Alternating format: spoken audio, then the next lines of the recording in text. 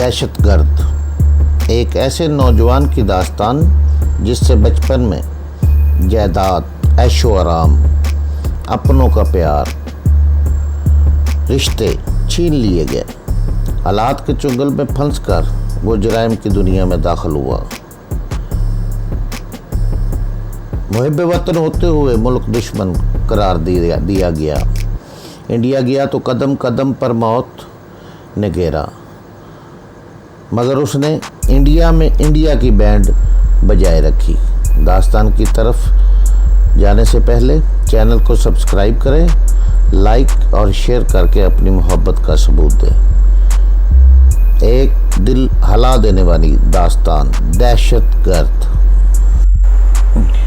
जी अस्सलाम वालेकुम। दहशतगर्द किस्त नंबर 4। चलते हैं किस्त नंबर 4 की तरफ। उस तंजीम का नाम क्या है? दलत अलप सिंह सुरक्षा सिंह। मैं हैरत भरे अंदाज में एहसान को देख रहा था कि वो कोई मजाक तो नहीं कर रहा, मगर वो बिल्कुल संजीदा था। इतने हैरान मत हों, एहसान ने हंस कर कहा। तंजीम शोरों और मुसलमानों की मुश्तरका तंजीम है। दलत मतलब है अछूत, शूदर, और अल्पसंख्यक का मतलब है मुसलमान, और सुरक्षा सिंह का मतलब है अफाजती। यानी इस तंजीम का मकसद है मुसलमानों और अछूतों की हिफाजत। उसने मुझे यूँ समझाया जैसे क्लास टीचर अपने शागिर्द को समझाते हैं। आप तो मुसलमान हैं ना?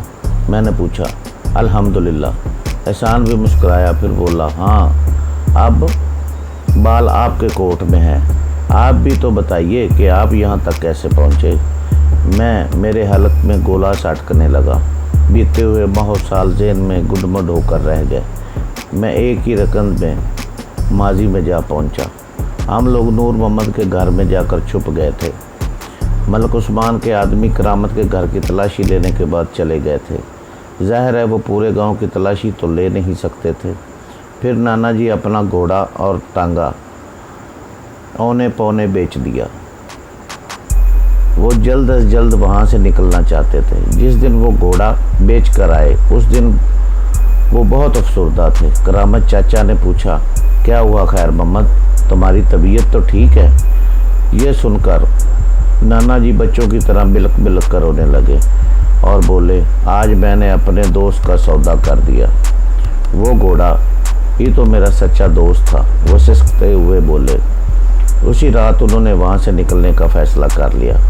करामत चाचा ने हमें अपनी बैलगाड़ी में एक अजीब सी जगह उतार दिया। मुझे नज़दीक जाकर मालूम हुआ वो रेलवे स्टेशन है। नाना जी ने हमें बताया कि हम कराची जा रहे हैं। ये सुनकर मैं उछल पड़ा। मैंने कराची के मुतल्लक बहुत कुछ सुन रखा था और पढ़ा भी, और मुख्तलिफ किताबों में पढ़ा भी था। मुझे वो शहर देखने का शौक़ था।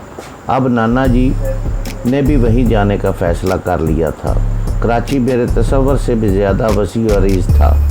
वहाँ की बड़ी पड़ी सड़कें और सरब फलक इमारतें देखकर मुझे खौफ आने लगा। सड़कों पर गाड़ियों का शोर, बसों के पीछे भागते हुए लोगों और गाड़ियों का कश्फे धुआं। कराची का जो तस्वर था वो पाश पाश हो गया।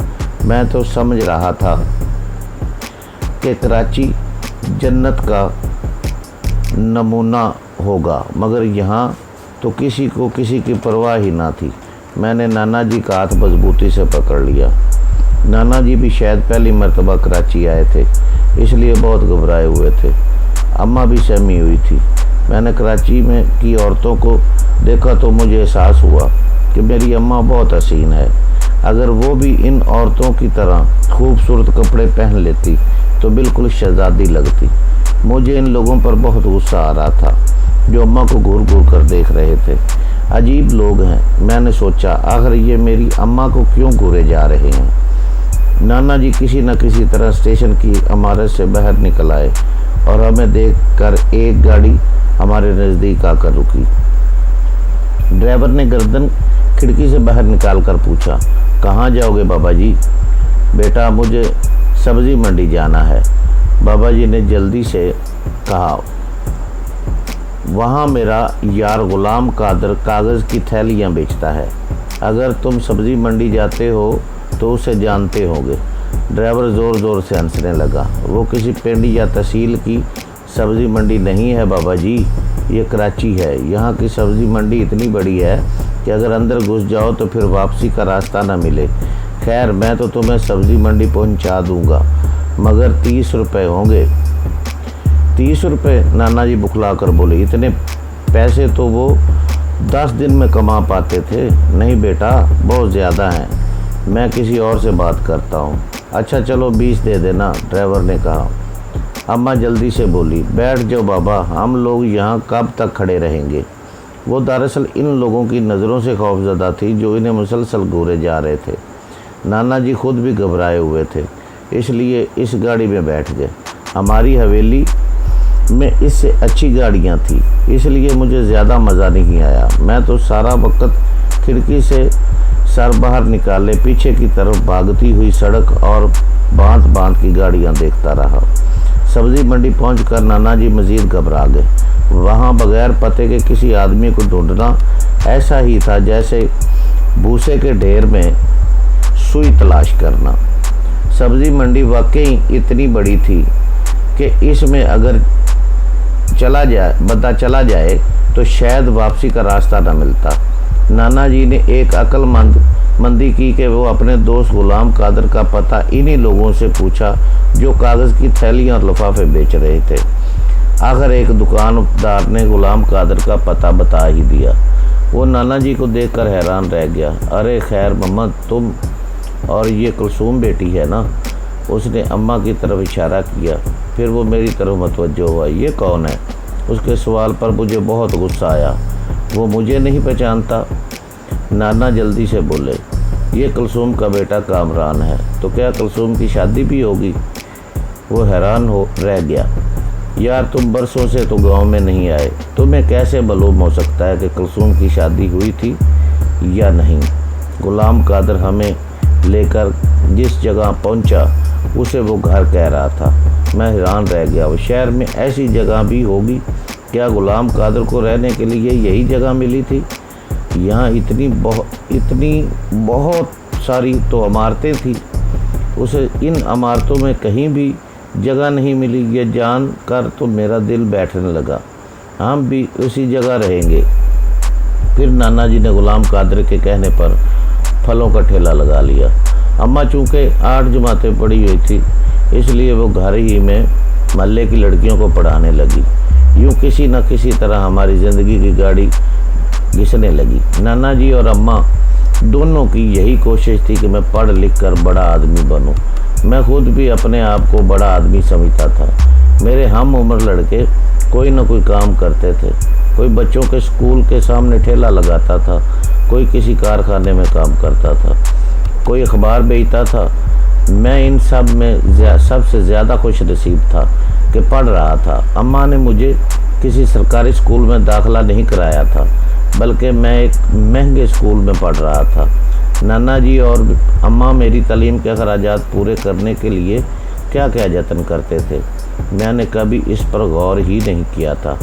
फिर इन लोगों ने मुझे किसी बात पर गौर करने का मौका ही नहीं दिया था। मैं यूं ही हंसता खेलता मैट्रिक में पहुंच गया। एक दिन नाना जी की तबीयत अचानक ख़राब हो गई। इन्हें लेकर अब्बासी शहीद अस्पताल चला गया। वही हमारे घर के नज़दीक था। वहाँ ये भयानक इंकशाफ हुआ कि नाना जी को कैंसर है और वो मुश्किल से 2-3 हफ्तों के मेहमान हैं। वो बेचारे जाने कब से तकलीफ़ सह रहे थे, मगर इस खौफ कि कभी डॉक्टर के पास न गए कि वहाँ जाकर ख्वाह ही खर्च होंगे। फिर मुश्किल से 20 दिन गुजरे थे कि नाना जी मुझे और माँ को हमेशा के लिए तनहा छोड़ गए। नाना जी के दोस्त गुलाम कादर ने उनका ठेला बेच दिया और कुछ रकम अपने पास से मिलाकर माँ को एक सिलाई मशीन ला दी। अब अम्मा बच्चों को पढ़ाने के साथ साथ महल्ले वालों के कपड़े भी सीने लगी। उन्होंने सिलाई और कढ़ाई कब सीखी थी ये इस बात का मुझे नहीं इल्म था।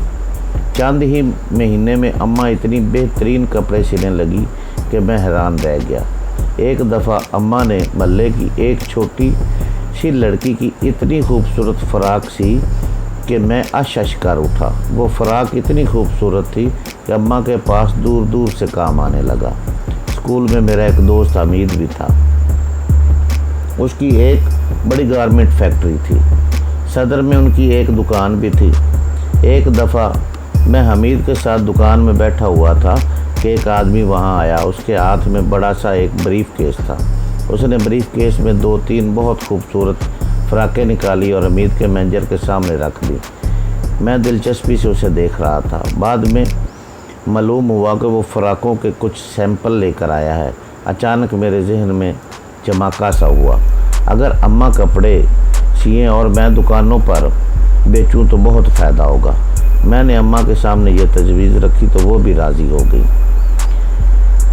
फिर के ज़रिए मैंने हमीद के ज़रिए मैंने गारमेंट्स की सप्लाई का काम शुरू कर दिया। सिर्फ 1 साल में हम वो इलाका छोड़कर नॉर्थ नाज़िमाबाद में शिफ्ट हो गए। अम्मा ने कुछ लड़कियां मुलाजम रख ली और ख़ुद सिर्फ डिज़ाइनिंग करने लगी।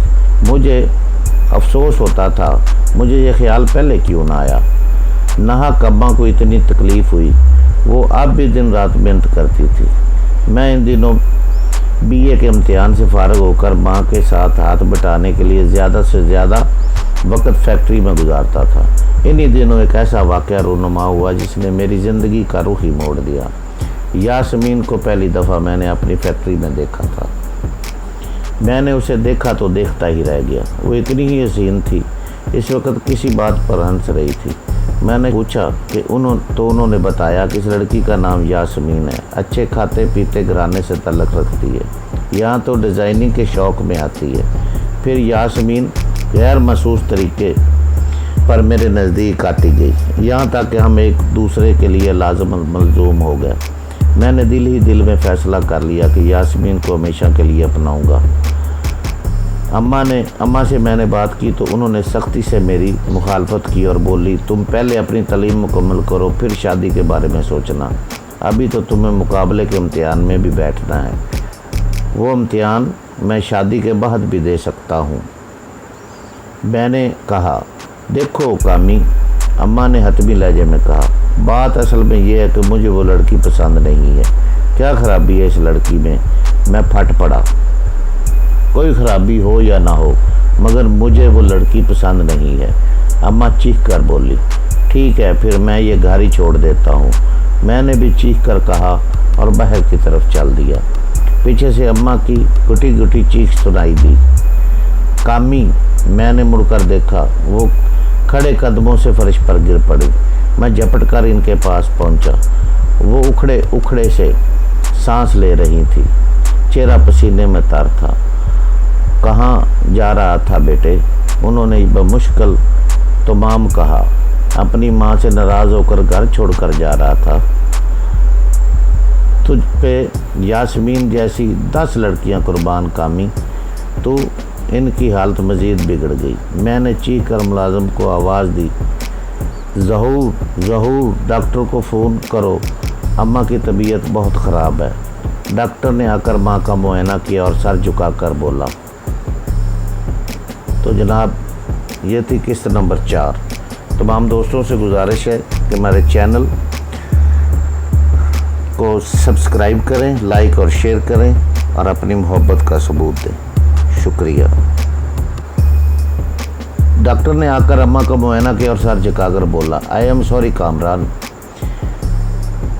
You man wait, yes I man wait, doctor ने कहा और फिर अपना बैग उठाकर बाहर निकल गया। बहुत देर तक फटी फटी आँखों से उस दरवाज़े को घूरता रहा जिससे डॉक्टर बाहर गया था। मेरा ज़हन माऊफ हो रहा था। कुछ समझ में नहीं आ रहा था कि डॉक्टर ने क्या कह दिया है। फिर अचानक मुझे अम्मा का ख्याल आया तो मुझे झटका सा लगा। डॉक्टर की बात का मतलब समझ में आते ही मैं दाढ़े मार कर रोने लगा। गोया नाना जी के बाद अब अम्मा भी मुझे तन्हा छोड़ गई थी। अचानक मेरे अंदर से आवाज़ उभरी, कामी कामी तू कातल है अपनी माँ का, तूने कत्ल किया है, तूने अपनी माँ को कत्ल किया है। नहीं, मैं पूरी कुव्वत से चलाया। अम्मा हार्ट फेंट थी, उनका हार्ट फेल हुआ है। कितना बदनसीब बेटा हूँ मैंने इस माँ की जान ले ली जिसने बड़ी जवानी में मेरी वजह से तन्हाई का ख्वाब सहते गुजारा किया। नाना जी ने उनसे जब भी शादी के लिए कहा तो उन्होंने हमेशा यही कहा, बाबा अगर मैं शादी करके चली गई तो कामी का क्या होगा, तुम अकेले इसकी अखराजात पूरे कर पाओगे। नाना जी माँ के इस नुक्ते से लाजवाब हो जाया करते थे। अब ना अम्मा रही थी और ना नाना जी। तज़ियत करने वालों में यास्मीन भी थी। मुझे अचानक उससे नफरत सी महसूस हुई। वो मेरे इस उखड़े हुए परेशान से लहजे से रवैये से बहुत ज़्यादा परेशान थी। बाद में फैक्ट्री में भी उसके साथ मेरा रवैया यही रहा तो वो फ़िक्रमंद होगी। फिर मौका पाते ही वो मेरे ऑफिस में आई। क्या बात है कामरान, मुझसे कोई भूल हो गई क्या? वो अफसरदा लहजे में बोली। नहीं, ऐसी तो कोई बात नहीं, मैंने जवाब दिया। फिर मुझसे नाराज़ हो क्यों?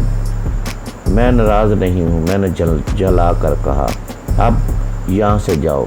नहीं जाऊँगी, वो बिफर कर बोली। पहले तो मेरी खुशामद करते थे कि मुझे फ़लाँ जगह मिलो, फ़लाँ सूट पहनो। अब मुझसे क्या भूल हो गई कि अपने कमरे से धुतकार रहे हो? फिर वो जहरीले लहजे में बोली। मैं समझ गई कि तुम मुझसे कतरा रहे हो। यास्मीन प्लीज़, मैं चीख कर बोला, यहाँ से चली जाओ। मैं अभी और इसी वक्त तुम्हें मुलाजमत से जवाब दे दूँगा। किस्त नंबर 4 के इख्तिताम पर तमाम दोस्तों से गुजारिश है कि चैनल को लाइक करें, सब्सक्राइब करें और शेयर करें। Thank you. किस्त नंबर 5 में मिलेंगे। अल्लाह हाफिज़।